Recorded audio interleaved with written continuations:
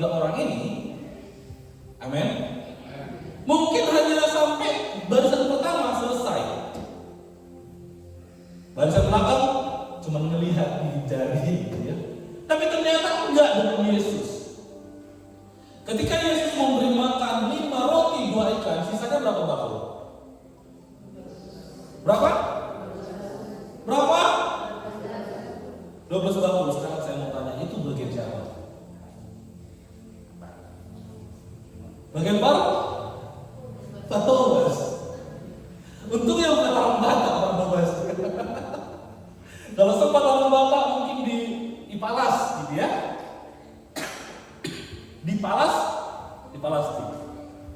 Tapi syukurnya Barnabasnya bukan orang Batak. Atau mungkin bukan orang Nias, apalagi warga Warung mungkin langsung hilang gitu. Apalagi tambah. Nah, ketika Yesus memberi makan 5.000 orang dengan 5 roti 2 ikan, ada hal yang menarik di situ. Sisanya 12 bakul. Ketika 12 bakul ini dikumpulkan, itu bagian siapa? Itu bagian murid-muridnya. Seorang yang melayani, seorang yang mengikut Yesus diberikan porsi yang lebih. Gak apa-apa, satu orang yang amin. Ketika kita mengikuti Yesus, ketika kita menjadi muridnya yang selalu mengikuti Dia, diberikan porsi yang lebih. Ada 3 orang, gak apa-apa, kita lanjutkan. Nah, ketika itu mereka diberikan 1 bakul 1 orang, gitu ya, diberikan 1 bakul 1 orang, ternyata ketinggalan. Ternyata apa? Ditinggal sama mereka. Sehingga ketika kalau Bapak Ibu perhatikan lagi nanti di teksnya, Yesus bilang, "Akulah roti hidup." Ya, mereka bingung. Yang tahu Yesus kita tinggalkan makanan itu. Yang tahu Yesus kalau kita tinggalkan itu tadi. Tapi ternyata orang di situ, orang-orang di perahu itu, mereka hanya berpikir dari sisi materialistis. Nanti teman-teman Bapak Ibu perhatikan di bagian-bagian yang lain di Matius dan Markus. Ketika Yesus Yesus memberi makan, Yesus jalan, mereka murid-muridnya duluan, gitu ya, Yesus belakangan. Yesus gak naik perahu tapi Yesus jalan di atas air. Itu konteksnya. Nah, ketika itu dalam perbincangannya mereka katakan, atau pada perbincangannya Yesus memperkenalkan dirinya sebagai roti hidup. Yohanes 6:48, "Akulah roti hidup." Teks ini membicarakan bukan soal apa yang kita makan, yang baru kita rasakan mujizatnya, apa yang sudah kita kumpulkan kurang lebih 12 bakul.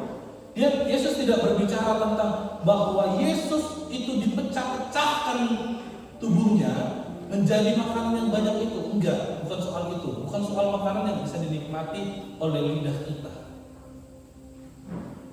Bukan hanya sampai situ. Permasalahan yang saat ini ada di kalangan kekristenan adalah kita terlalu materialiskan segala sesuatu. Kita hanya melihat dan menganggap bahwa pertolongan Tuhan hanya karena apa yang bisa kita lihat. Tadi Ibu Sembiring cerita dalam doanya, berseru kepada Tuhan. Tanggal 23 rumahnya kebakaran. Kalau seandainya Ibu Sembiring adalah orang yang terlalu materialistis, maka sekarang dia tidak akan pernah ke gereja lagi. Kenapa? Oh iya, si Miracle itu bilang, si Fani bilang, kalau mengikuti Yesus pasti ada porsinya besar, porsinya banyak, porsinya khusus. Tapi kalau saya di rumahnya kebakaran, berarti Tuhan gak sayang saya. Atau karena saya berdosa sekali, saya gak layak datang ke gereja, dan banyak intimidasi yang saya datang. Jika kita melihat berkat Tuhan hanya sebatas materialisme, maka hancurlah kita. Rusaklah iman kita. Hilanglah iman kita. Kenapa? Karena kita akan melihat bahwa orang-orang yang tidak mengenal Kristus, orang-orang di luar kekristenan, orang-orang yang berlaku curang, orang-orang yang melakukan korupsi, orang-orang yang melakukan nepotisme, orang-orang yang menjadi preman-preman yang memeras orang-orang sebagai orang yang diberkati oleh Tuhan. Kalau hanya berdasar daripada materi. Kekristenan khususnya banyak saya temukan di gereja-gereja yang ada di perkotaan, mereka lebih senang dengan yang namanya berkat, selalu tentang kesembuhan, hal-hal yang bisa dilihat. Salah enggak? Enggak. Tapi kalau hanya sebatas itu pemikirannya, rusak.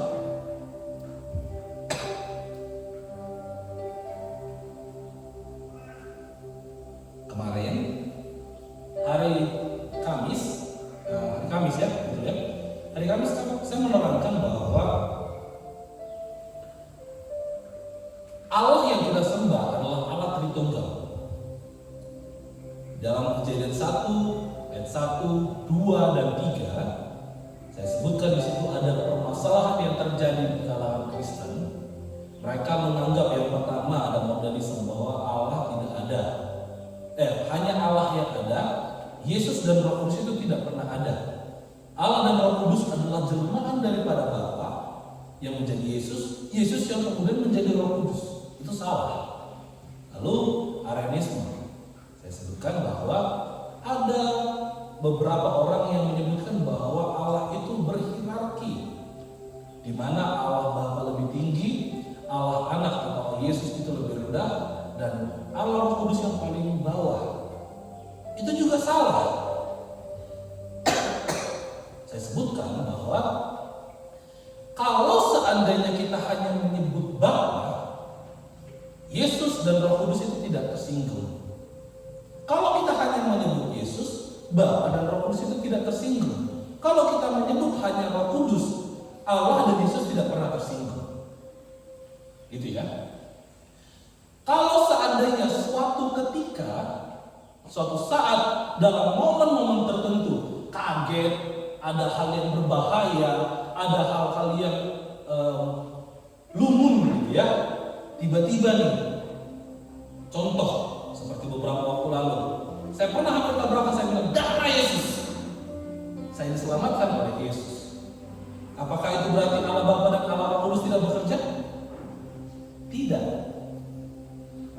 Lalu kemudian ketika saya sedang ada permasalahan, saya berdoa dan saya menangis. Saya bilang, Bapa tolonglah aku, Bapa kasihanilah aku, Bapa Engkau adalah sumber, Bapa Engkau adalah Bapa bagiku, Tuhan bagiku, tolonglah aku. Pertanyaannya, Yesus dan Roh Kudus bisa dengar nggak? Tersinggung nggak? Enggak. Kalau contohnya dalam pengurapan, ketika pelayanan ada momen-momen kami itu melakukan pengurapan. Kami selalu menekankan kepada Roh Kudus. Roh Kudus, Kau hadir di sini. Pertanyaannya, Allah Bapa dan Allah Yesus ada nggak? Ada nggak? Tetap ada, karena Dia Allah yang omnipresent, yang selalu hadir. Dia Allah yang selalu serta. Dia Allah yang selalu bersama dengan kita, yang aktif membantu kita. Maka selalu dalam momen apapun, ketiga pribadi itu tetap ada. Namun kadang-kadang kita dengan spontanitas kita berkata darah Yesus, kita berkata Bapa, kita berkata Roh Kudus. Momen-momen itu memang ada masanya kita menyebutkan satu pribadi. Tapi itu tidak berarti bahwa kita bisa melupakan yang lainnya. Ketiga itu adalah satu hakikat. Dan sama ketika kita melihat akulah roti hidup, ini berbicara tentang ada hal yang jauh ke belakang. Harusnya ketika orang yang mengikuti Yesus dikatakan akulah roti hidup, harusnya mereka langsung mengerti dengan kejadian yang baru mereka terima, mujizat yang baru mereka terima, keajaiban yang tidak pernah terjadi sebelumnya. Mereka bisa lihat di depan matanya. 5 roti menjadi 5.000 orang yang bisa makan. Lebih lagi 12 bakul, saya nggak tahu jumlahnya berapa. Itu belum termasuk anak-anak dan perempuan. Karena pada masa itu yang dihitung hanya laki-laki. Kita asumsikan mungkin kalau satu keluarga itu, contoh ya, satu keluarga itu suami, istri, dan 1 anak, berarti jumlah keseluruhan yang makan itu sekitar 15.000 orang. Dan ada sisa 12 bakul. Bagaimana itu bisa terjadi? Karena dia adalah roti hidup.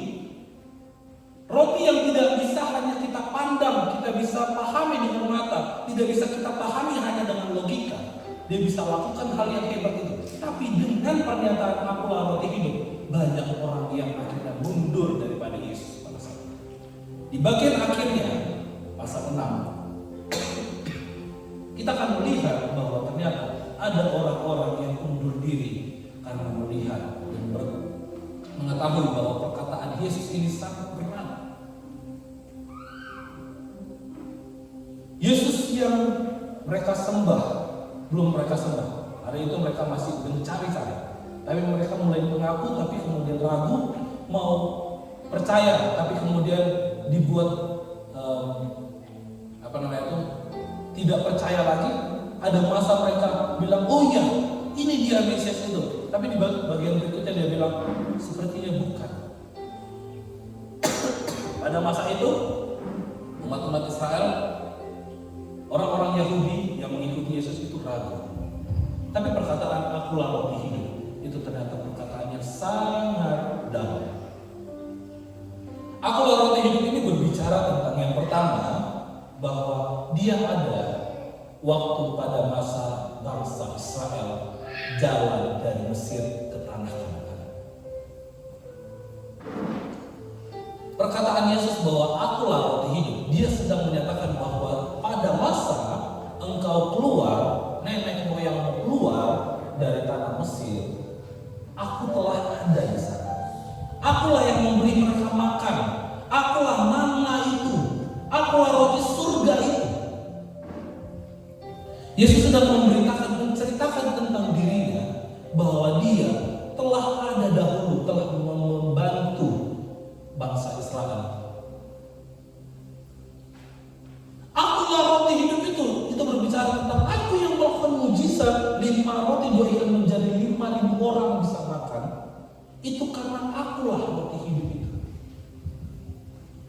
Lalu akulah roti hidup itu berbicara bahwa kalau engkau makan dan minum dagingku, ini berbicara tentang pengorbanan Yesus yang kita sekarang kenal dengan perjamuan kudus.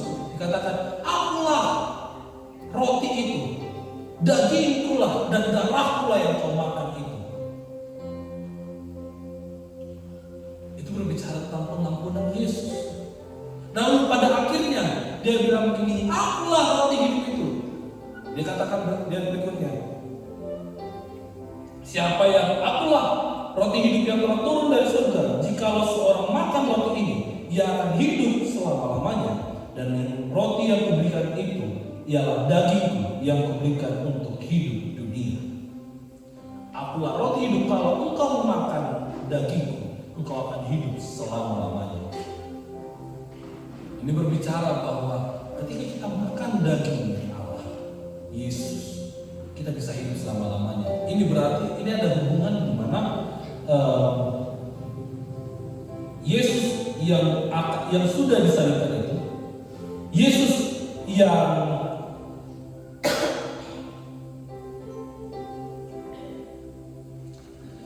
yang telah menebus dosa manusia itu. Ketika kita makan roti, kita minum cawanya, kita makan dagingnya, kita minum darahnya Yesus, kita bisa hidup dalam kekekalan. Itu yang Yesus sampaikan kepada murid-muridnya.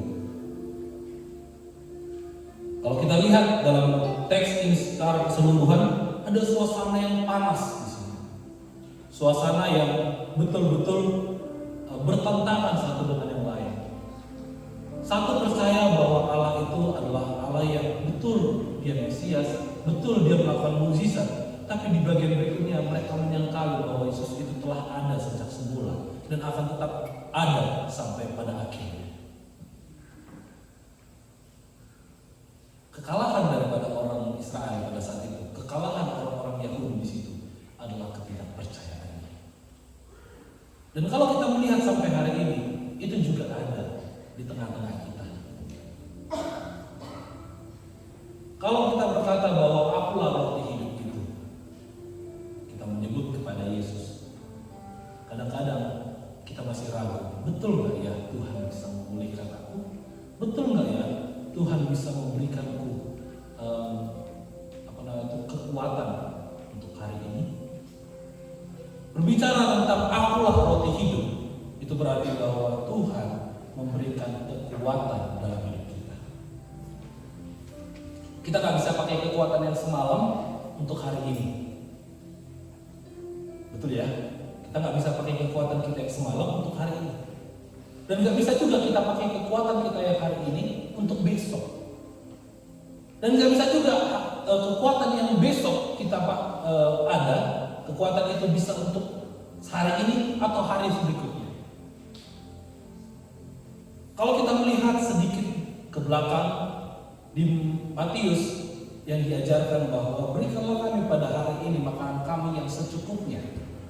Itu berbicara tentang Yesus mengajarkan doa Bapa kami, doa kepada murid-muridnya yang kita sekarang kenal dengan doa Bapa kami.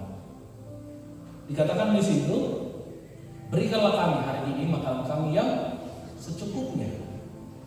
Itu berarti bahwa sehari demi hari, detik demi detik, jam demi jam, bulan demi bulan, sampai tahun demi tahun kita butuhkan Yesus sebagai satu-satunya sumber.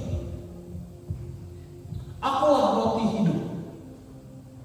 Dan perkataan bahwa berikanlah kami pada hari ini makanan kami yang secukupnya, seakan-akan itu kontradiksi, seakan-akan itu bertentangan. Yang satu dikatakan akulah roti hidup, bahwa ketika kita makan dan minum darah Yesus, kita menikmati Yesus, maka kita bisa hidup selama-lamanya. Tapi di sisi yang lain dikatakan, berilah kami pada hari ini makanan kami yang secukupnya. Makanan ini yang dimaksudkan adalah roti itu juga, roti yang bisa dinikmati hari demi hari. Mana yang sudah ada 2000 tahun yang lalu, sebelum masanya Yesus, itu juga yang diceritakan dalam doa Bapa kami. Itu juga yang berbicara tentang Yesus itu sendiri. Itu berarti bahwa kekuatan kita hari demi hari harus kita pulihkan, harus kita sempurnakan dalam keadaan kita berserah berharap kepada Yesus hari demi hari. Amin. Nah, dalam bagian ini suasana perlawanan itu meningkat, ada perseteruan yang tajam di mana mereka yang mengikuti Yesus tiba-tiba tidak menjadi percaya kepada Yesus. Ada masa mereka bersungut-sungut, ada masa mereka melawan, ada masa mereka ragu, ada masa mereka tidak yakin dengan Yesus yang mereka ikuti sampai saat itu. Kenapa? Karena perkataan itu Yesus sudah berkata bahwa aku ada sebelum Abraham ada. Aku ada saat Musa ada. Aku ada saat Abraham ada. Aku ada saat bapa leluhurmu semuanya ada. Aku ada pada saat Daud ada. Perkataan akulah roti hidup itu berbicara everlasting. Tidak pernah ada berakhir, selalu ada. Kata ini juga sama atau sejajar dengan akulah Alfa dan Omega, akulah yang awal dan yang akhir. Akulah roti hidup itu. Dia berkata bahwa nenek moyangmu itu menikmati mana yang adalah aku. Dan sampai anak cucumu, mereka juga akan menikmati aku dalam tubuh dan darah. Bapak Ibu, ketika kita memahami teks ini, kita harus lihat bahwa ternyata Allah sembah. Dia berkata, akulah roti hidup. Tidak akan pernah kekurangan kita. Tidak akan pernah ada masa kita tidak bersama dengan Tuhan. Tidak pernah bahwa Allah itu meninggalkan kita. Kalau kita berkata tahun ini adalah tahun kesempurnaan, dan kita berkata dan percaya bahwa akulah roti hidup yang Yesus katakan, dan kita memakannya, kita menjadi serupa dengan Dia. Kita mengambil bagian yang sama dengan Dia.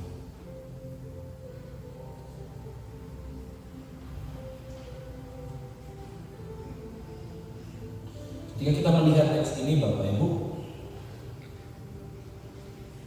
kita harusnya tahu bahwa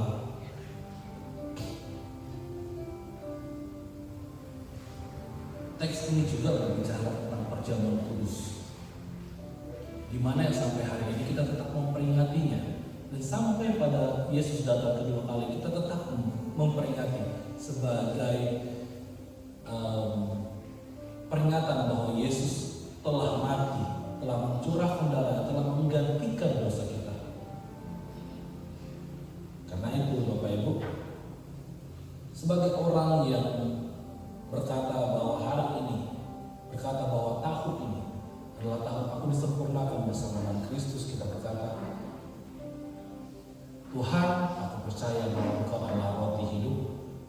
Tuhan, aku percaya bahwa Engkau adalah roti yang bisa membawa aku pada kekekalan. Tuhan, aku percaya bahwa Engkau adalah roti dan daging yang telah memperdamaikan aku dengan Bapa, yang memperdamaikan aku dengan Allah. Akulah roti hidup, itu berarti bahwa Yesus sedang membicarakan bahwa Dia akan mati, bahwa Dia akan disalibkan, dan bukan hanya sampai situ. Kalau hanya sampai situ, iman kita berantakan.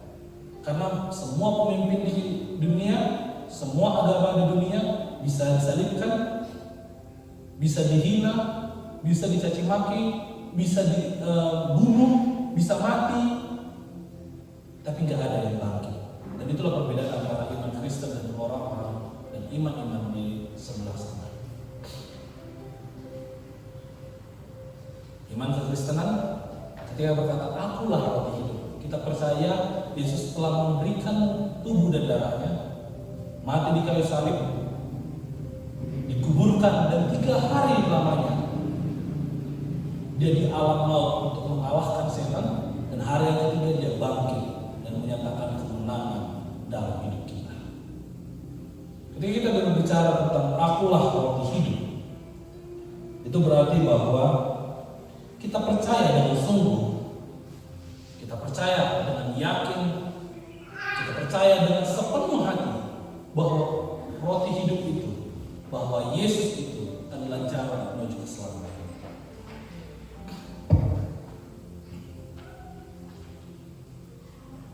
Dan kalau kita melihat, Bapak Ibu, ketika berkata akulah roti hidup ini, ternyata banyak orang yang tidak percaya. Akulah roti hidup ini banyak orang membuat menjadi hal yang materialistis. Banyak orang yang berpikir bahwa ketika Yesus berkata akulah roti hidup, itu berarti roti yang bisa dimakan secara langsung. Sampai seperti yang saya katakan tadi, banyak orang dan sampai hari ini ditemukan bahwa kekristenan selalu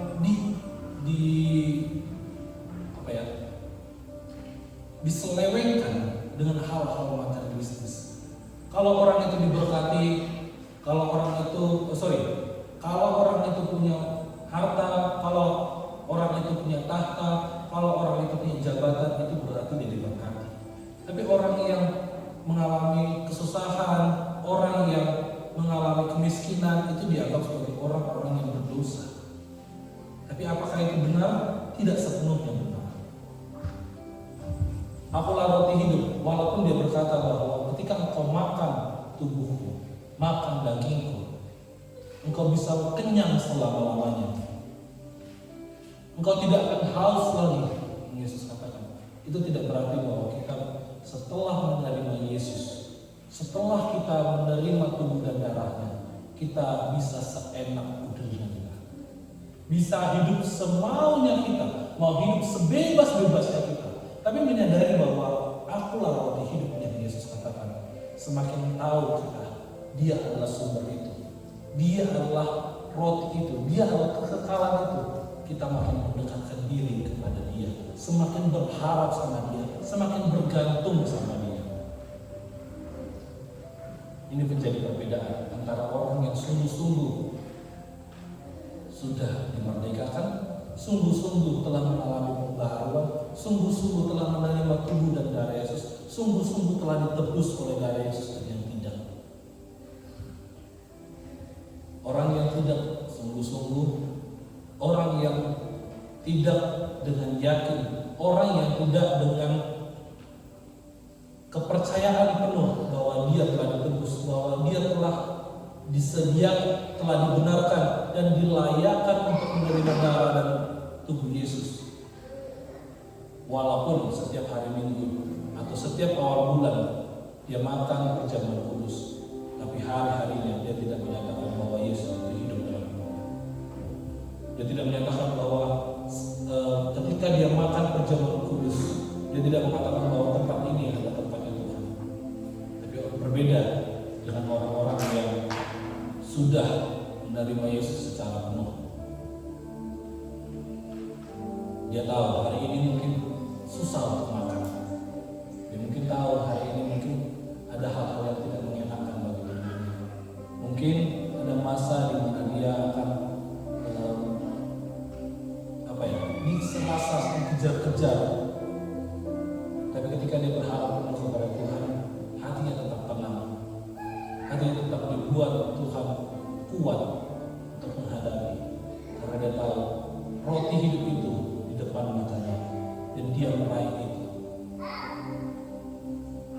Memahami bahwa akulah roti hidup itu berarti kita dipisahkan dari dunia ini, dipisahkan dari keraguan-keraguan, dipisahkan dari rasa tidak percaya, dipisahkan dari segala hal yang membuat iman kita menjadi koyak, rusak, dan hilang. Memahami aku adalah roti hidup itu berbicara tentang aku ada selalu bagimu. Aku ada selalu memberikan kekuatan bagimu. Aku ada selalu dan membawa engkau ke akhir kala. Aku ada selalu untuk memperdamaikanmu dengan Allah. Aku ada selalu untuk membuat hidupmu yang kau anggap tidak berarti dijadikan hebat, dahsyat, dan luar biasa.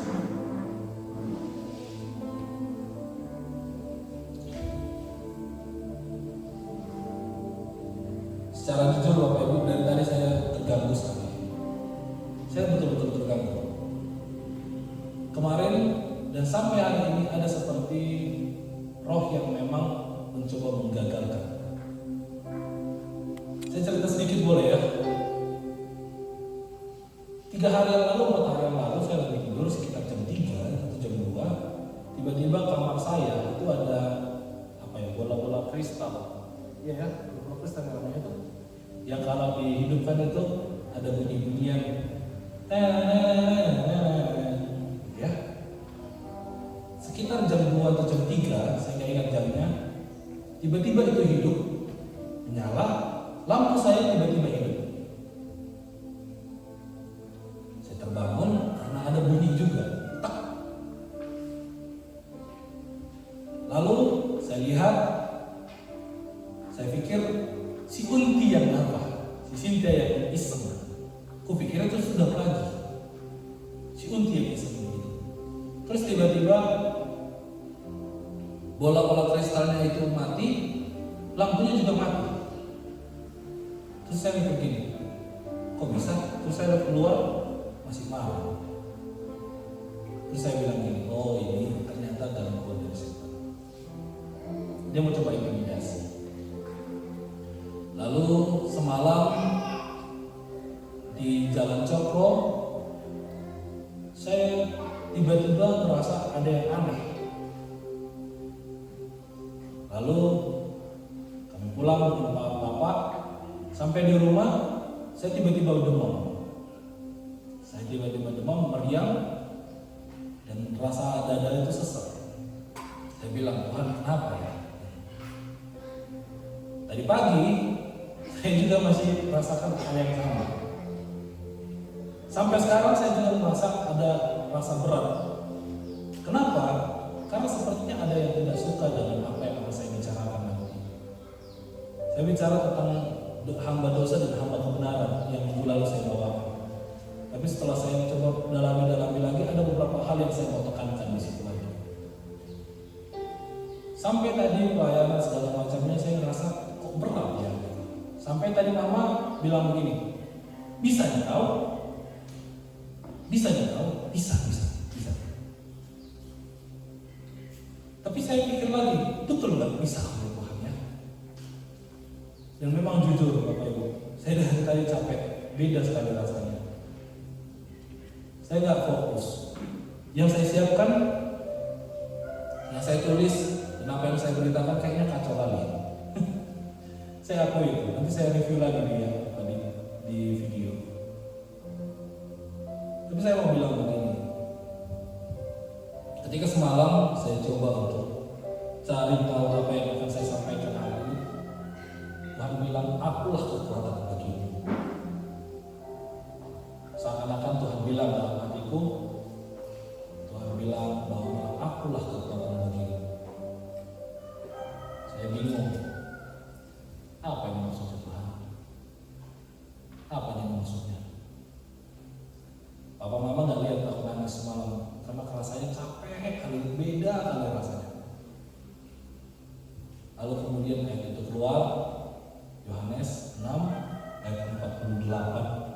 Akulah roti hidup, akulah kekuatanmu, akulah kekuatanmu, akulah kehebatanmu, akulah segala hal yang bisa kau sampai hari ini. Dan aku yang akan membawamu pada kekekalan, aku yang menyertaimu sampai selama-lamanya.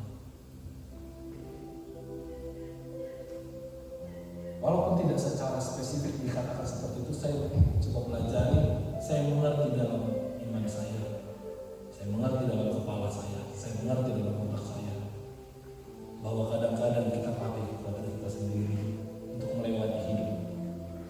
Kadang-kadang kita pakai kekuatan kita sendiri untuk ada berdiri di hadapan jemaat-jemaat. Dan saya akui kadang-kadang saya melakukan hal itu. Tapi kita menyadari bahwa akulah roti hidup itu adalah suatu perkataan bahwa atau suatu kalimat bahwa kekuatan kita hanya berasal daripada Yesus, keberadaan kita hanya berasal daripada Yesus, dan apa yang akan kita raih itu karena Yesus. Kalau kita berkata bahwa akulah roti hidup itu, dan kita percaya itu, Yesuslah roti hidup itu, maka harusnya kita berkata, Tuhan, apapun yang ada dalam hidupku, aku serahkan kepadamu, pakai aku untuk kemuliaan bagimu. Aku mau menikmati roti itu, aku mau menikmati daging itu, aku mau menikmati darah itu, aku mau bersekutu dengan Engkau, aku mau bersama dengan Engkau, aku mau erat intim dengan Engkau ya Bapa. Karena itu Bapak Ibu, hari ini walaupun sedikit berantakan, saya berharap Bapak Ibu mendapatkan setidaknya sedikit saja pernyataan bahwa Yesus adalah roti hidup. Yesus adalah kekuatan dalam hidup. Kalau engkau lemah, kalau engkau merasa khawatir, kalau engkau merasa takut, kalau engkau merasa linglung, kalau engkau merasa apapun yang berat dalam hidup, mintalah kekuatan dari roti yang hidup itu. Selain roti hidup itu, dia juga berkata, akulah air hidup. Kesegaran dan pemulihan ada hanya melalui Yesus, hanya di dalam Yesus. Amin. Amin. Setiap kita butuh makanan, setiap kita butuh minuman, tapi lebih daripada itu Tuhan telah siapkan bagi kita. Makanan dan minuman di dunia itu bisa menguatkan kita hari ini. Kekuatan kita hari ini bisa hanya kita pakai untuk hari ini. Tapi kalau kita makan, kalau kita bersekutu dan meminta kepada Yesus yang adalah air kehidupan, yang adalah roti yang hidup itu, roti yang kekal itu, kita dikuatkan dan dibawa kepada kemenangan. Kita berdoa. Syukur bagimu Tuhan, syukur bagi Allah. Di masa-masa kami merasa tidak sanggup, di masa-masa kami tidak mampu, di masa-masa kami merasa lemah, tapi Tuhan yang memberikan kekuatan bagi kami. Dan ketika kami lemah, ketika kami tidak kuat, disitulah kuasa-Mu nyata dalam hidup kami. Bapa, hamba berdoa dan mengucapkan berkat di dalam nama Tuhan Yesus Kristus, Tuhan yang membimbing kami, Tuhan yang menuntun kami, Tuhan yang mengarahkan kami kepada kebenaran, kesempurnaan sama seperti Yesus. Dan hamba berdoa, Tuhan, tutup bungkus kami dengan darah Yesus, tutup bungkus kami dengan kuasa darah-Mu, sehingga ketika kami melayani Tuhan, ketika kami kembali dalam aktivitas kami, ketika kami kembali dalam pelayanan kami, yaitu kehidupan sehari-hari kami tetap bersama dengan Kristus. Karena itu Tuhan, tolonglah kami, bantulah kami untuk mengerti rencana-Mu. Tolonglah kami, buatlah kami mengerti bahwa Yesus itu adalah roti dan air yang hidup bagi kami. Buat kami mendapatkan kekuatan yang baru, dapatkan kesegaran yang baru yang berasal daripada-Mu. Karena itu Tuhan, bawa kami, sempurnakan kami, kuduskan kami hari demi hari. Dan kami berdoa, Tuhan adalah kekuatan yang baru bagi kami, Tuhan adalah kesegaran bagi kami, dan Tuhan yang adalah sumber itu yang membawa kami kepada kemenangan yang kilang gemilang. Ajar kami Tuhan untuk tidak melihat hal-hal materialistis saja dalam hidup ini. Ajar kami Tuhan untuk tidak berharap hanya kepada apa yang bisa kami lihat, tapi ajar kami Tuhan untuk melampaui itu semuanya. Kami berharap kepada yang tidak terlihat, yaitu surga yang kekal, surga yang Engkau janjikan, surga yang Engkau perdamaikan bagi kami, surga melalui Yesus Tuhan dan Juru Selamat kami, surga yang telah Engkau sediakan itu menjadi bagian milik kami. Karena itu Tuhan, ajar kami, bantu kami, tolong kami Tuhan, tuntun kami,